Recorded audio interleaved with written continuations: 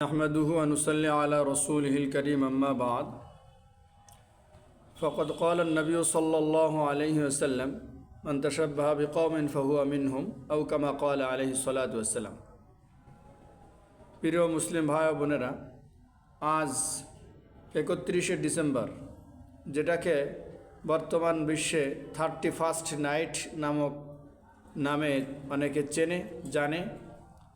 তো আজকে আসলে 31st নাইট সম্পর্কে কিছু একেবারে না বললেই নয়। আমরা মুসলিম, এটা আমাদের মনে রাখা দরকার। আমার যুবক ভাই যারা আছেন, বিশেষ করে আমি তাদেরকে লক্ষ্য করে বলবো,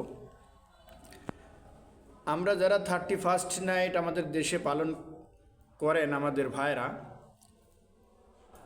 আপনারা কি কখনো ভেবে দেখেছেন যে 31st নাইট এটা কেন, কি, নাকি অন্যরা পালন করতেছে বাস আমিও করতেছি? আমার মনে হয় বেশিরভাগই এই ধরনের মানুষই হবে, যে বিভিন্ন জায়গায় পালন হচ্ছে, আমরাও পালন করি। কিন্তু আসলে 31st নাইট সম্পর্কে ইতিহাসটা কি, কোথা থেকে আসলো? যে কোনো একটা অনুষ্ঠান এমনি এমনি তো আর হয়ে যায় না, পিছনে কোনো একটা ঘটনা থাকে, একটা ইতিহাস থাকে।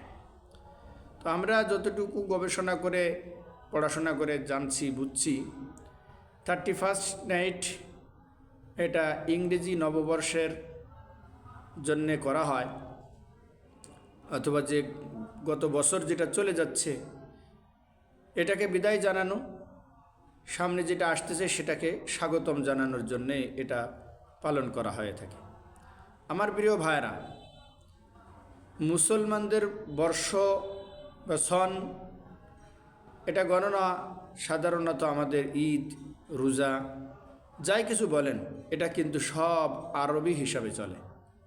তাহলে মুসলমানদের একটা সাল বা একটা বছরের একটা বিষয় আছে, যেটা আরবি বছর, ইংরেজি বা বাংলা নয়। খ্রিস্টান যারা, খ্রিস্ট বছর এই অনুযায়ী তারা চলে। হিন্দু ভাইদের সাধারণত তারা বাংলাতেই তাদের অনুষ্ঠানগুলো পালন করে থাকেন। তাহলে একটা মোটামুটি ভাগাভাগি বোঝাই গেল, ক্লিয়ার। তো আমরা যে ঈদগুলা করি, রোজা, ঈদ, হজ, কুরবানি, এগুলো কিন্তু সব আমরা আরবি বছর হিসাবেই করি। কিন্তু এই যে 31st নাইটের যে অনুষ্ঠান, আমার যেসব ভাই বোনেরা যারা করতেছেন, আপনারা এটা পাইলেন কোথায়? কোথায় পাইলেন? উত্তর মনে হয় দিতে পারবেন না। তবে দুটা উত্তর আপনাদের পক্ষ থেকে আসতে পারে আমার ধারণা। একটা হলো বিভিন্ন জায়গায় হচ্ছে তাই আমরাও করতেছি। এটা হলো যে অনেকে বলে ছাগলের 3 নম্বর বাচ্চা না খেয়ে নাচে, 2টা বাচ্চায় দুধ পায় আর একটা পাশ দিয়ে না খেয়ে নাচন দেয়। কথাটা একটু কষ্টের মতো শক্ত মতো হয়ে গেল, মেহরবানি করে কেউ কষ্ট নিয়েন না।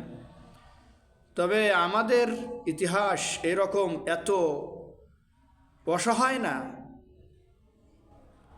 যে আমরা না বুঝে একটা কিছু করে ফেলব।